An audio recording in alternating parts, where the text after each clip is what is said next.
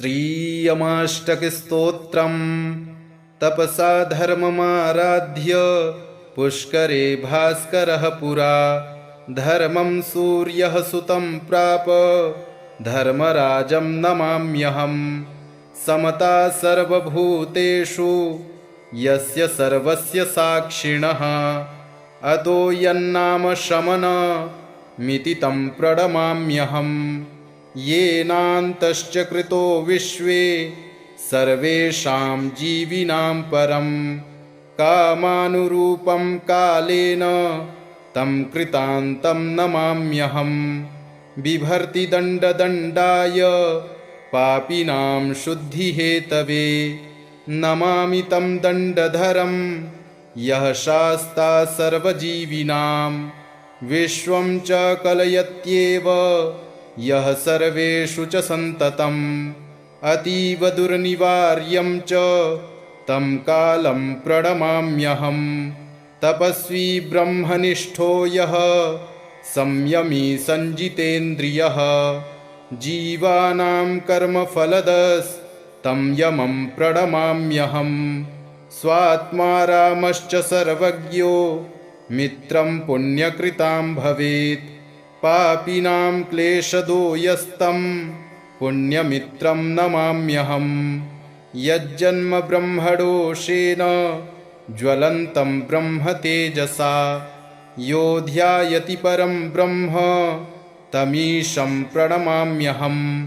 इत्युक्त्वा सा च सावित्री प्रणनाम यमं मुने यमस्तां शक्तिभजनं कर्मपाकमुवाचः। इदं यमष्टकं नित्यं प्रातरुत्थाय यः पठेत् यमास्तस्य भयं नास्ति सर्वपापात् प्रमुच्यते। महापापी यदि पठेन् नित्यं भक्तिसमन्वितः यमः करोति संशुद्धं कायव्यूहेन निश्चितम्। तपसा धर्ममाराध्य पुष्करे भास्करः पुरा धर्मं सूर्यः सुतं प्राप धर्मराजं नमाम्यहम्। समता सर्वभूतेषु यस्य सर्वस्य साक्षिणः अतो यन्नाम शमनमिति तं प्रणमाम्यहम्।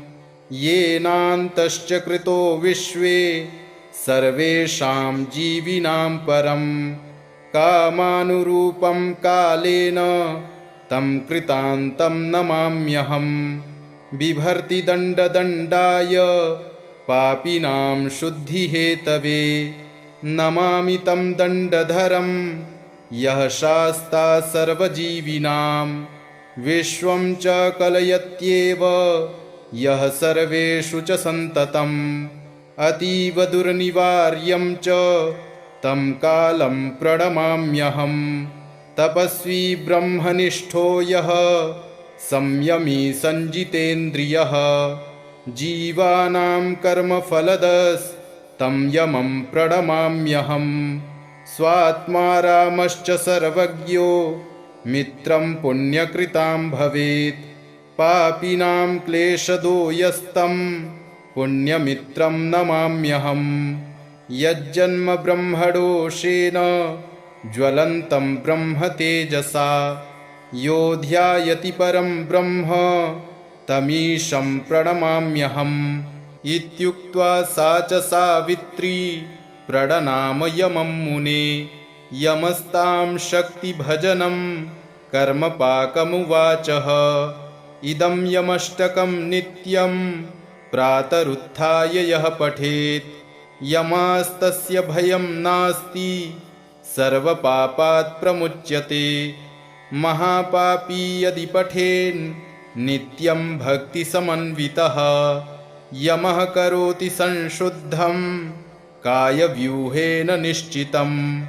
तपसा धर्ममाराध्य पुष्करे भास्करः पुरा धर्मं सूर्यः सुतं प्राप धर्मराजं नमाम्यहम्।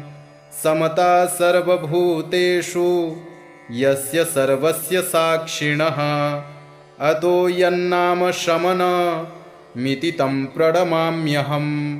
येनान्तश्च कृतो विश्वे सर्वेषां जीविनां परम् कामानुरूपं कालेन तं कृतान्तं नमाम्यहम् बिभर्ति दण्डदण्डाय पापिनां शुद्धिहेतवे नमामि तं दण्डधरं यः शास्ता सर्वजीविनां विश्वं च कलयत्येव यः सर्वेषु च सन्ततम् अतीव दुर्निवार्यं च तं कालं प्रणमाम्यहम् तपस्वी ब्रह्मनिष्ठो यः संयमी संजितेन्द्रियः जीवानां कर्मफलदस्तं यमं प्रणमाम्यहम् स्वात्मा रामश्च सर्वज्ञो मित्रं पुण्यकृतां भवेत् पापिनां क्लेशदो यस्तं पुण्यमित्रं नमाम्यहम् यज्जन्म ब्रह्मडोषेण ज्वलन्तं ब्रह्म तेजसा यो ध्यायति परं ब्रह्म तमीशं प्रणमाम्यहम् इत्युक्त्वा सा च सावित्री प्रणनाम यमं मुने यमस्तां शक्तिभजनं कर्मपाकमुवाचः इदं यमष्टकं नित्यं प्रातरुत्थाय यः पठेत् यमास्तस्य भयं नास्ति सर्वपापात् प्रमुच्यते महापापी यदि पठेन् नित्यं भक्तिसमन्वितः यमः करोति संशुद्धं कायव्यूहेन निश्चितम् तपसा धर्ममाराध्य पुष्करे भास्करः पुरा धर्मं सूर्यः सुतं प्राप धर्मराजं नमाम्यहम् समता सर्वभूतेषु यस्य सर्वस्य साक्षिणः अतो यन्नाम शमनमिति तं प्रणमाम्यहम् येनान्तश्च कृतो विश्वे सर्वेषां जीविनां परं कामानुरूपं कालेन तं कृतान्तं नमाम्यहम् बिभर्ति दण्डदण्डाय पापिनां शुद्धिहेतवे नमामि तं दण्डधरं यः शास्ता सर्वजीविनां विश्वं च कलयत्येव यः सर्वेषु च सन्ततम् अतीव दुर्निवार्यं च तं कालं प्रणमाम्यहम् तपस्वी ब्रह्मनिष्ठो यः संयमी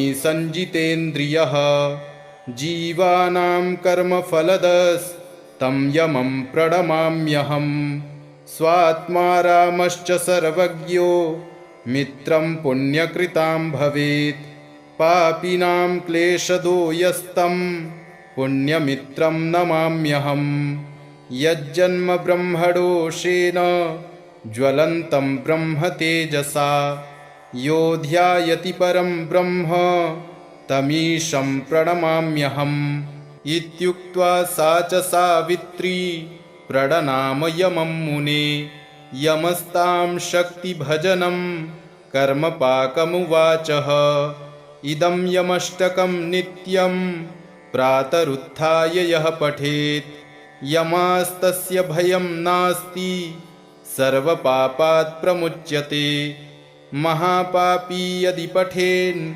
नित्यं भक्तिसमन्वितः यमः करोति संशुद्धं कायव्यूहेन निश्चितम् तपसा धर्ममाराध्य पुष्करे भास्करः पुरा धर्मं सूर्यः सुतं प्राप धर्मराजं नमाम्यहम् समता सर्वभूतेषु यस्य सर्वस्य साक्षिणः अतो यन्नाम शमनमिति तं प्रणमाम्यहम् येनान्तश्च कृतो विश्वे सर्वेषां जीविनां परं कामानुरूपं कालेन तं कृतान्तं नमाम्यहम् बिभर्ति दण्डदण्डाय पापिनां शुद्धिहेतवे नमामि तं दण्डधरं यः शास्ता सर्वजीविनां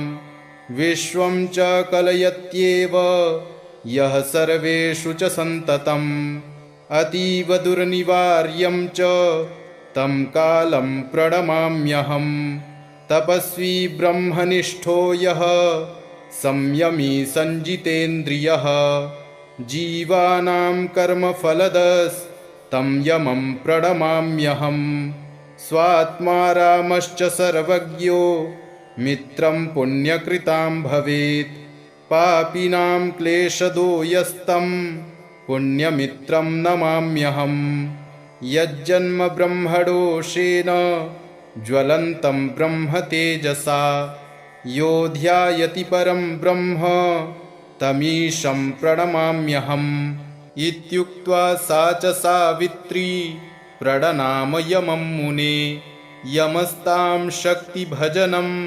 कर्मपाकमुवाचः इदं यमष्टकं नित्यं प्रातरुत्थाय यः पठेत् यमास्तस्य भयं नास्ति सर्वपापात् प्रमुच्यते महापापी यदि पठेन् नित्यं भक्तिसमन्वितः यमः करोति संशुद्धं कायव्यूहेन निश्चितं तपसा धर्ममाराध्य पुष्करे भास्करः पुरा धर्मं सूर्यः सुतं प्राप धर्मराजं नमाम्यहम् समता सर्वभूतेषु यस्य सर्वस्य साक्षिणः अतो यन्नाम शमनमिति तं प्रणमाम्यहम् येनान्तश्च कृतो विश्वे सर्वेषां जीविनां परं कामानुरूपं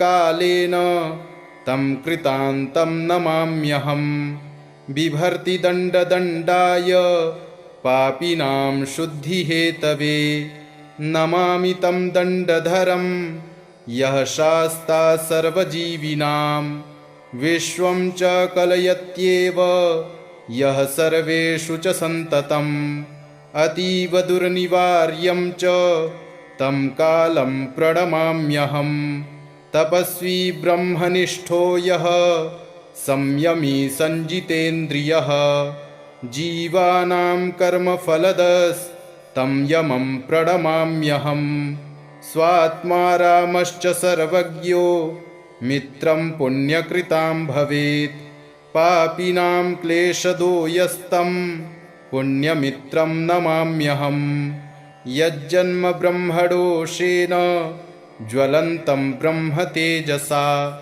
यो ध्यायति परं ब्रह्म तमीशं प्रणमाम्यहम् इत्युक्त्वा सा च सावित्री प्रणनाम यमं मुने यमस्तां शक्तिभजनं कर्मपाकमुवाचः इदं यमष्टकं नित्यं प्रातरुत्थाय यः पठेत् यमास्तस्य भयं नास्ति सर्वपापात् प्रमुच्यते महापापी यदि पठेन् नित्यं भक्तिसमन्वितः यमः करोति संशुद्धं कायव्यूहेन निश्चितं तपसा धर्ममाराध्य पुष्करे भास्करः पुरा धर्मं सूर्यः सुतं प्राप धर्मराजं नमाम्यहम् समता सर्वभूतेषु यस्य सर्वस्य साक्षिणः अतो यन्नाम शमनमिति तं प्रणमाम्यहम् येनान्तश्च कृतो विश्वे सर्वेषां जीविनां परं कामानुरूपं कालेन तं कृतान्तं नमाम्यहम् बिभर्ति दण्डदण्डाय पापिनां शुद्धिहेतवे नमामि तं दण्डधरं यः शास्ता सर्वजीविनां विश्वं च कलयत्येव यः सर्वेषु च सन्ततम् अतीव दुर्निवार्यं च तं कालं प्रणमाम्यहम् तपस्वी ब्रह्मनिष्ठो यः संयमी संजितेन्द्रियः जीवानां कर्मफलदस्तं यमं प्रणमाम्यहम् स्वात्मा रामश्च सर्वज्ञो मित्रं पुण्यकृतां भवेत्। पापिनां क्लेशदो यस्तं पुण्यमित्रं नमाम्यहम्।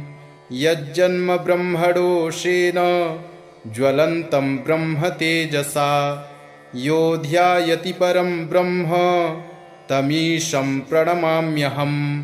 इत्युक्त्वा सा च सावित्री प्रणनाम यमं मुने। यमस्तां शक्तिभजनं कर्मपाकमुवाचः।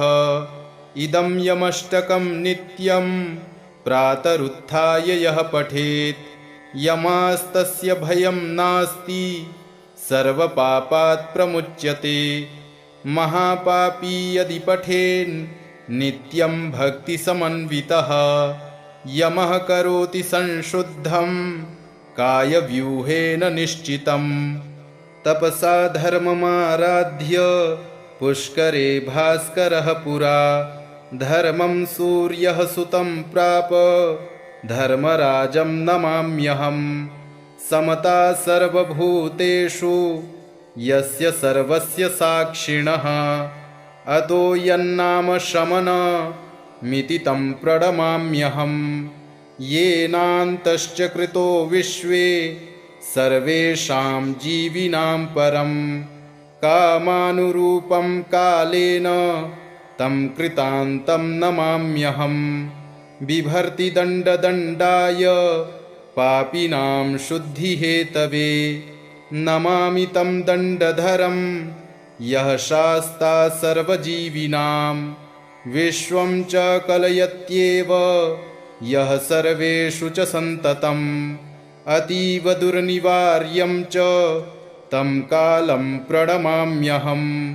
तपस्वी ब्रह्मनिष्ठो यः संयमी संजितेन्द्रियः जीवानां कर्मफलदस्तं यमं प्रणमाम्यहम्। स्वात्मा रामश्च सर्वज्ञो मित्रं पुण्यकृतां भवेत्। पापिनां क्लेशदो यस्तं पुण्यमित्रं नमाम्यहम्। यज्जन्म ब्रह्मडोषेण ज्वलन्तं ब्रह्म तेजसा यो ध्यायति परं ब्रह्म तमीशं प्रणमाम्यहम्। इत्युक्त्वा सा च सावित्री प्रणनाम यमं मुने। यमस्तां शक्तिभजनं कर्मपाकमुवाचः। इदं यमष्टकं नित्यं प्रातरुत्थाय यः पठेत् यमास्तस्य भयं नास्ति सर्वपापात् प्रमुच्यते। महापापी यदि पठेन् नित्यं भक्तिसमन्वितः यमः करोति संशुद्धं कायव्यूहेन निश्चितम्। तपसा धर्ममाराध्य पुष्करे भास्करः पुरा धर्मं सूर्यः सुतं प्राप धर्मराजं नमाम्यहम्। समता सर्वभूतेषु यस्य सर्वस्य साक्षिणः अतो यन्नाम शमनमिति तं प्रणमाम्यहम्। येनान्तश्च कृतो विश्वे सर्वेषां जीविनां परं कामानुरूपं कालेन तं कृतान्तं नमाम्यहम्। बिभर्ति दण्डदण्डाय पापिनां शुद्धिहेतवे नमामि तं दण्डधरं यः शास्ता सर्वजीविनां। विश्वं च कलयत्येव यः सर्वेषु च सन्ततम् अतीव दुर्निवार्यं च तं कालं प्रणमाम्यहम्। तपस्वी ब्रह्मनिष्ठो यः संयमी संजितेन्द्रियः जीवानां कर्मफलदस्तं यमं प्रणमाम्यहम्। स्वात्मा रामश्च सर्वज्ञो मित्रं पुण्यकृतां भवेत्। पापिनां क्लेशदो यस्तं पुण्यमित्रं नमाम्यहम्। यज्जन्म ब्रह्मडोषेण ज्वलन्तं ब्रह्म तेजसा यो ध्यायति परं ब्रह्म तमीशं प्रणमाम्यहम्। इत्युक्त्वा सा च सावित्री प्रणनाम यमं मुने। यमस्तां शक्तिभजनं कर्मपाकमुवाचः इदं यमष्टकं नित्यं प्रातरुत्थाय यः पठेत् यमास्तस्य भयं नास्ति सर्वपापात् प्रमुच्यते। महापापी यदि पठेन् नित्यं भक्तिसमन्वितः यमः करोति संशुद्धं कायव्यूहेन निश्चितम्। तपसा धर्ममाराध्य पुष्करे भास्करः पुरा धर्मं सूर्यः सुतं प्राप धर्मराजं नमाम्यहम्। समता सर्वभूतेषु यस्य सर्वस्य साक्षिणः अतो यन्नाम शमनमिति तं प्रणमाम्यहम्। येनान्तश्च कृतो विश्वे सर्वेषां जीविनां परं कामानुरूपं कालेन तं कृतान्तं नमाम्यहम्। बिभर्ति दण्डदण्डाय पापिनां शुद्धिहेतवे नमामि तं दण्डधरं यः शास्ता सर्वजीविनां। विश्वं च कलयत्येव यः सर्वेषु च सन्ततम् अतीव दुर्निवार्यं च तं कालं प्रणमाम्यहम्। तपस्वी ब्रह्मनिष्ठो यः संयमी संजितेन्द्रियः जीवानां कर्मफलदस्तं यमं प्रणमाम्यहम्। स्वात्मा रामश्च सर्वज्ञो मित्रं पुण्यकृतां भवेत् पापिनां क्लेशदो यस्तं पुण्यमित्रं नमाम्यहम्। यज्जन्म ब्रह्मडोषेण ज्वलन्तं ब्रह्म तेजसा यो ध्यायति परं ब्रह्म तमीशं प्रणमाम्यहम्। इत्युक्त्वा सा च सावित्री प्रणनाम यमं मुने यमस्तां शक्तिभजनं कर्मपाकमुवाचः इदं यमष्टकं नित्यं प्रातरुत्थाय यः पठेत् यमास्तस्य भयं नास्ति सर्वपापात् प्रमुच्यते। महापापी यदि पठेन् नित्यं भक्तिसमन्वितः यमः करोति संशुद्धं कायव्यूहेन निश्चितम्। तपसा धर्ममाराध्य पुष्करे भास्करः पुरा धर्मं सूर्यः सुतं प्राप धर्मराजं नमाम्यहम्। समता सर्वभूतेषु यस्य सर्वस्य साक्षिणः अतो यन्नाम शमनमिति तं प्रणमाम्यहम्। येनान्तश्च कृतो विश्वे सर्वेषां जीविनां परं कामानुरूपं कालेन तं कृतान्तं नमाम्यहम्। बिभर्ति दण्डदण्डाय पापिनां शुद्धिहेतवे नमामि तं दण्डधरं यः शास्ता सर्वजीविनां। विश्वं च कलयत्येव यः सर्वेषु च सन्ततम् अतीव दुर्निवार्यं च तं कालं प्रणमाम्यहम्। तपस्वी ब्रह्मनिष्ठो यः संयमी संजितेन्द्रियः जीवानां कर्मफलदस्तं यमं प्रणमाम्यहम्। स्वात्मा रामश्च सर्वज्ञो मित्रं पुण्यकृतां भवेत् पापिनां क्लेशदो यस्तं पुण्यमित्रं नमाम्यहम्। यज्जन्म ब्रह्मडोषेण ज्वलन्तं ब्रह्म तेजसा यो ध्यायति परं ब्रह्म तमीशं प्रणमाम्यहम्। इत्युक्त्वा सा च सावित्री प्रणनाम यमं मुने यमस्तां शक्तिभजनं कर्मपाकमुवाचः इदं यमष्टकं नित्यं प्रातरुत्थाय यः पठेत् यमास्तस्य भयं नास्ति सर्वपापात् प्रमुच्यते।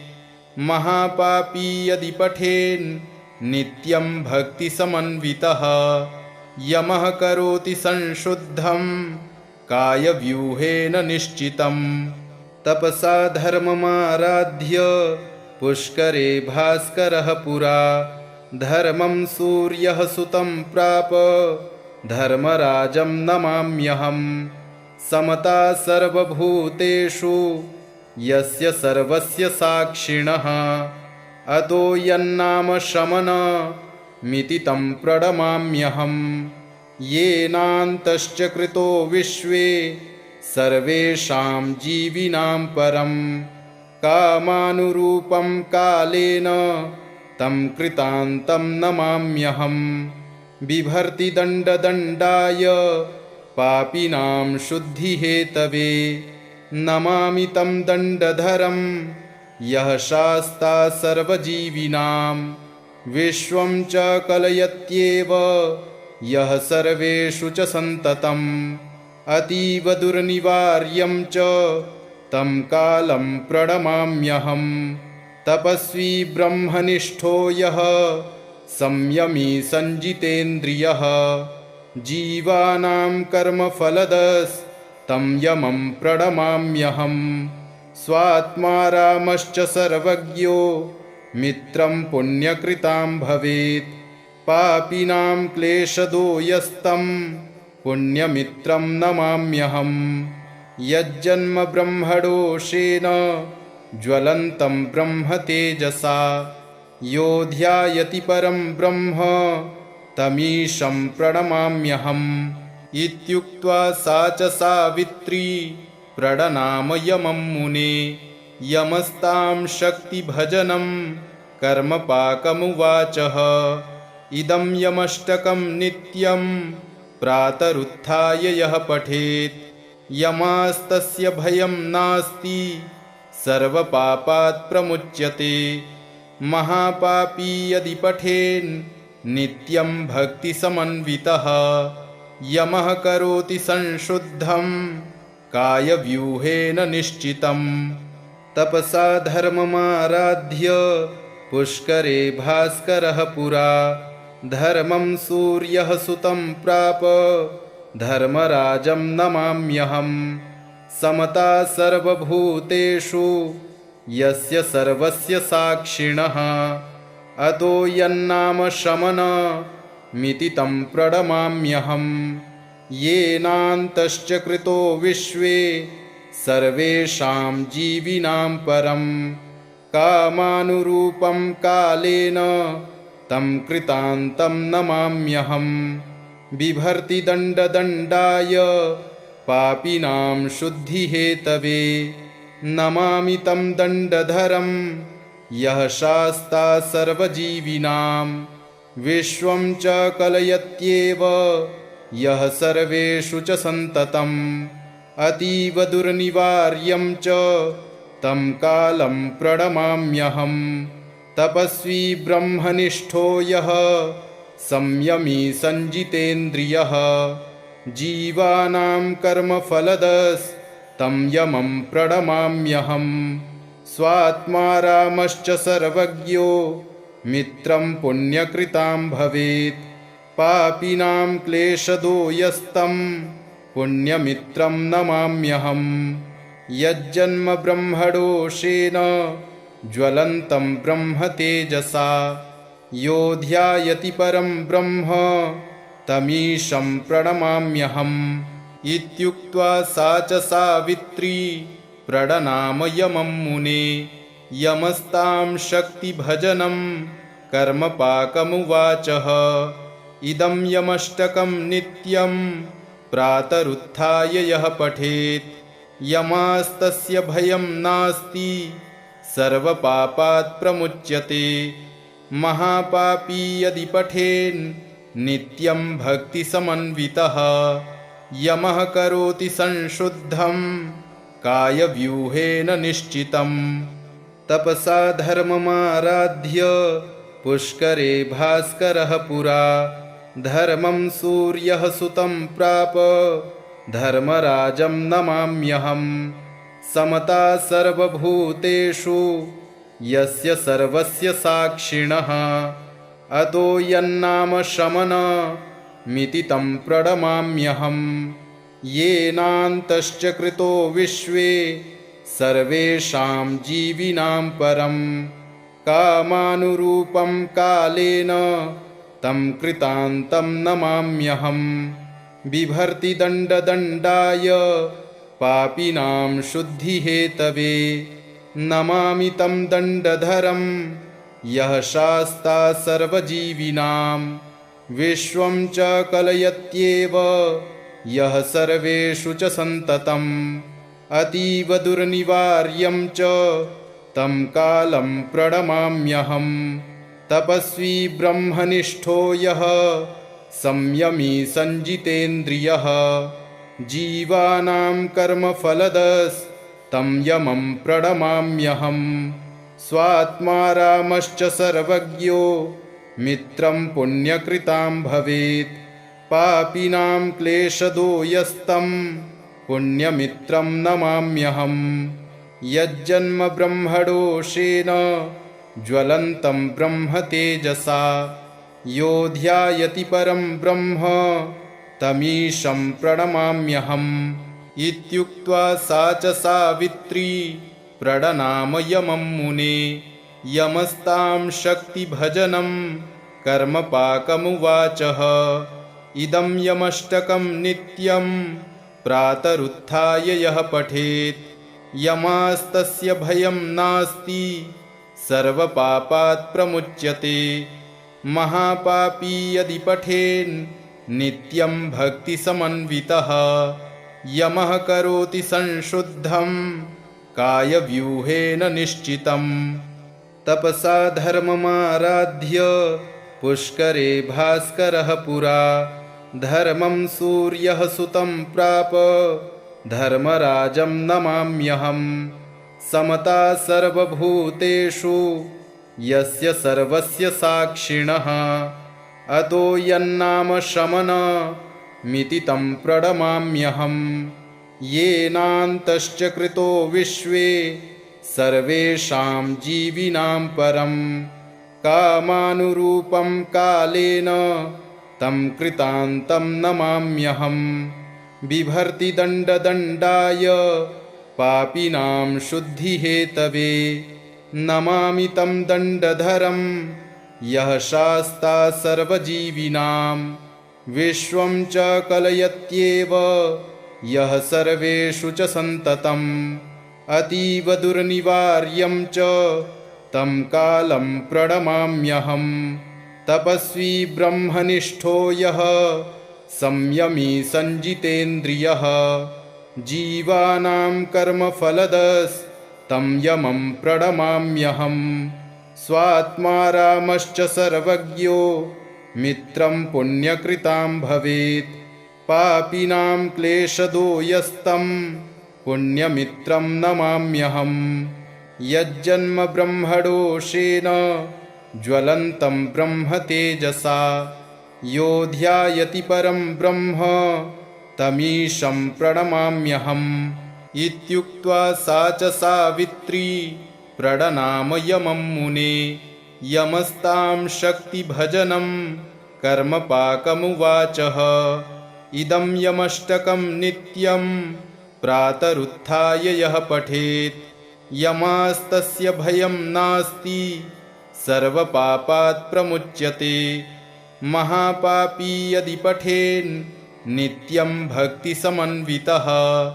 यमः करोति संशुद्धं कायव्यूहेन निश्चितम् तपसा धर्ममाराध्य पुष्करे भास्करः पुरा धर्मं सूर्यः सुतं प्राप धर्मराजं नमाम्यहम् समता सर्वभूतेषु यस्य सर्वस्य साक्षिणः अतो यन्नाम शमनमिति तं प्रणमाम्यहम् येनान्तश्च कृतो विश्वे सर्वेषां जीविनां परं कामानुरूपं कालेन तं कृतान्तं नमाम्यहम् बिभर्ति दण्डदण्डाय पापिनां शुद्धिहेतवे नमामि तं दण्डधरं यः शास्ता सर्वजीविनां विश्वं च कलयत्येव यः सर्वेषु च सन्ततम् अतीव दुर्निवार्यं च तं कालं प्रणमाम्यहम् तपस्वी ब्रह्मनिष्ठो यः संयमी संजितेन्द्रियः जीवानां कर्मफलदस्तं यमं प्रणमाम्यहम् स्वात्मा रामश्च सर्वज्ञो मित्रं पुण्यकृतां भवेत् पापिनां क्लेशदो यस्तं पुण्यमित्रं नमाम्यहम् यज्जन्म ब्रह्मडोषेण ज्वलन्तं ब्रह्म तेजसा यो ध्यायति परं ब्रह्म तमीशं प्रणमाम्यहम् इत्युक्त्वा सा च सावित्री प्रणनाम यमं मुने यमस्तां शक्तिभजनं कर्मपाकमुवाचः इदं यमष्टकं नित्यं प्रातरुत्थाय यः पठेत् यमास्तस्य भयं नास्ति सर्वपापात् प्रमुच्यते महापापी यदि पठेन् नित्यं भक्तिसमन्वितः यमः करोति संशुद्धं कायव्यूहेन निश्चितम् तपसा धर्ममाराध्य पुष्करे भास्करः पुरा धर्मं सूर्यः सुतं प्राप धर्मराजं नमाम्यहम् समता सर्वभूतेषु यस्य सर्वस्य साक्षिणः अतो यन्नाम शमनमिति तं प्रणमाम्यहम् येनान्तश्च कृतो विश्वे सर्वेषां जीविनां परं कामानुरूपं कालेन तं कृतान्तं नमाम्यहम् बिभर्ति दण्डदण्डाय पापिनां शुद्धिहेतवे नमामि तं दण्डधरं यः शास्ता सर्वजीविनां विश्वं च कलयत्येव यः सर्वेषु च सन्ततम् अतीव दुर्निवार्यं च तं कालं प्रणमाम्यहम् तपस्वी ब्रह्मनिष्ठो यः संयमी संजितेन्द्रियः जीवानां कर्मफलदस्तं यमं प्रणमाम्यहम् स्वात्मा रामश्च सर्वज्ञो मित्रं पुण्यकृतां भवेत् पापिनां क्लेशदो यस्तं पुण्यमित्रं नमाम्यहम् यज्जन्म ब्रह्मडोषेण ज्वलन्तं ब्रह्म तेजसा यो ध्यायति परं ब्रह्म तमीशं प्रणमाम्यहम् इत्युक्त्वा सा च सावित्री प्रणनाम यमं मुने यमस्तां शक्तिभजनं कर्मपाकमुवाचः इदं यमष्टकं नित्यं प्रातरुत्थाय यः पठेत् यमास्तस्य भयं नास्ति सर्वपापात् प्रमुच्यते महापापी यदि पठेन् नित्यं भक्तिसमन्वितः यमः करोति संशुद्धं कायव्यूहेन निश्चितम् तपसा धर्ममाराध्य पुष्करे भास्करः पुरा धर्मं सूर्यः सुतं प्राप धर्मराजं नमाम्यहम् समता सर्वभूतेषु यस्य सर्वस्य साक्षिणः अतो यन्नाम शमनमिति तं प्रणमाम्यहम् येनान्तश्च कृतो विश्वे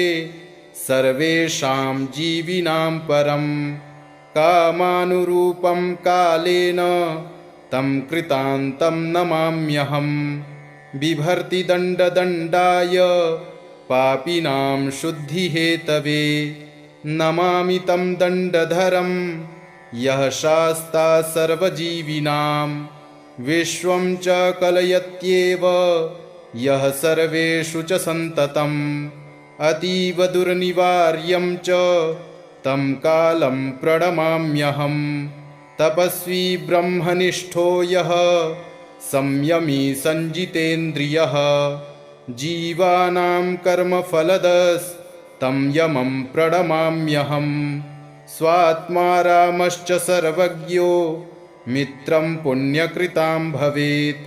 पापिनां क्लेशदो यस्तं पुण्यमित्रं नमाम्यहम्। यज्जन्म ब्रह्मडोषेण ज्वलन्तं ब्रह्म तेजसा यो ध्यायति परं ब्रह्म तमीशं प्रणमाम्यहम्। इत्युक्त्वा सा च सावित्री प्रणनाम यमं मुने। यमस्तां शक्तिभजनं कर्मपाकमुवाचः।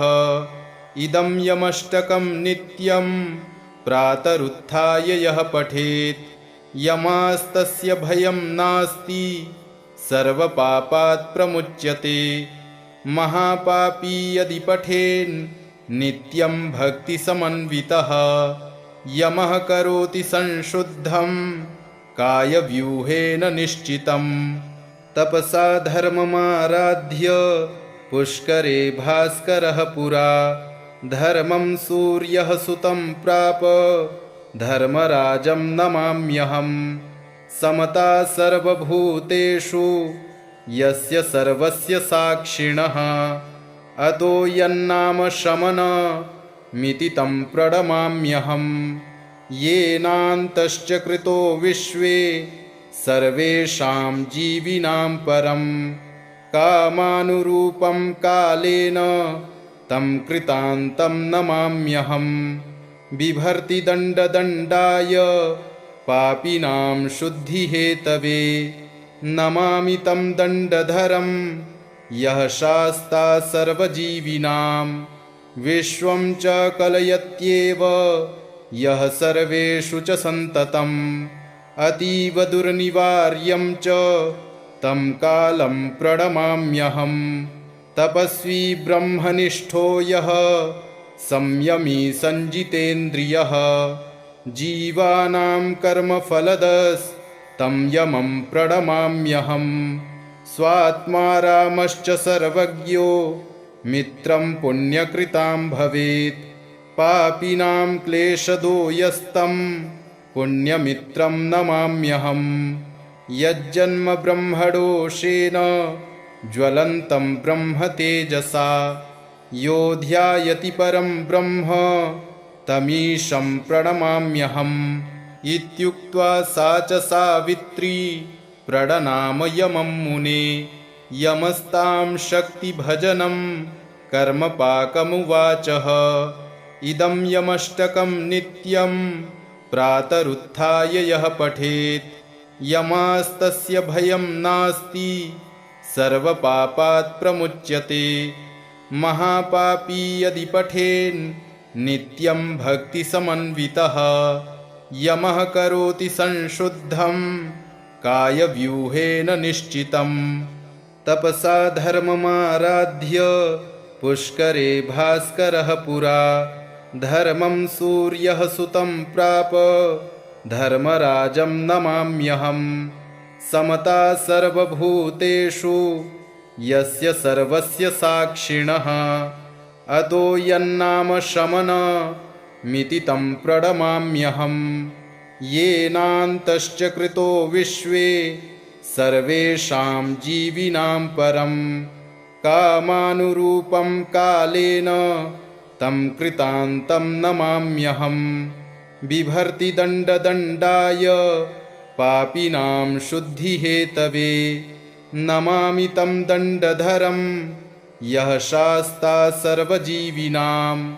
विश्वं च कलयत्येव यः सर्वेषु च सन्ततम् अतीव दुर्निवार्यं च तं कालं प्रणमाम्यहम्। तपस्वी ब्रह्मनिष्ठो यः संयमी सञ्जितेन्द्रियः जीवानां कर्मफलदस्तं यमं प्रणमाम्यहम्। स्वात्मा रामश्च सर्वज्ञो मित्रं पुण्यकृतां भवेत्। पापिनां क्लेशदो यस्तं पुण्यमित्रं नमाम्यहम्। यज्जन्म ब्रह्मडोषेण ज्वलन्तं ब्रह्म तेजसा यो ध्यायति परं ब्रह्म तमीशं प्रणमाम्यहम्।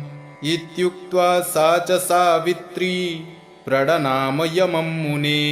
यमस्तां शक्तिभजनं कर्मपाकमुवाचः इदं यमष्टकं नित्यं प्रातरुत्थाय यः पठेत् यमास्तस्य भयं नास्ति सर्वपापात् प्रमुच्यते। महापापी यदि पठेन् नित्यं भक्तिसमन्वितः यमः करोति संशुद्धं कायव्यूहेन निश्चितं। तपसा धर्ममाराध्य पुष्करे भास्करः पुरा धर्मं सूर्यः सुतं प्राप धर्मराजं नमाम्यहम्। समता सर्वभूतेषु यस्य सर्वस्य साक्षिणः अतो यन्नाम शमनमिति तं प्रणमाम्यहम्।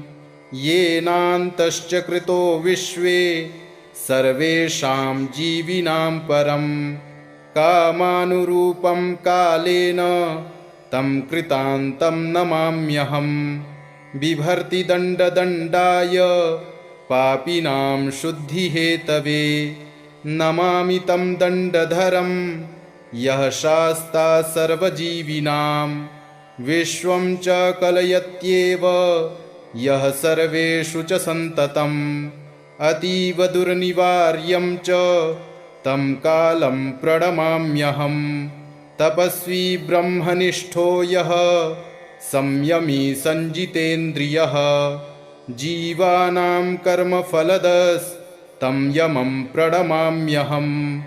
स्वात्मा रामश्च सर्वज्ञो मित्रं पुण्यकृतां भवेत् पापिनां क्लेशदो यस्तं पुण्यमित्रं नमाम्यहम्।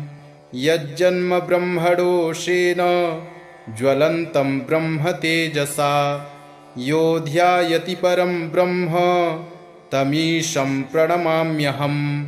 इत्युक्त्वा सा च सावित्री प्रणनाम यमं मुने यमस्तां शक्तिभजनं कर्मपाकमुवाचः इदं यमष्टकं नित्यं प्रातरुत्थाय यः पठेत् यमास्तस्य भयं नास्ति सर्वपापात् प्रमुच्यते। महापापी यदि पठेन् नित्यं भक्तिसमन्वितः यमः करोति संशुद्धं कायव्यूहेन निश्चितम्।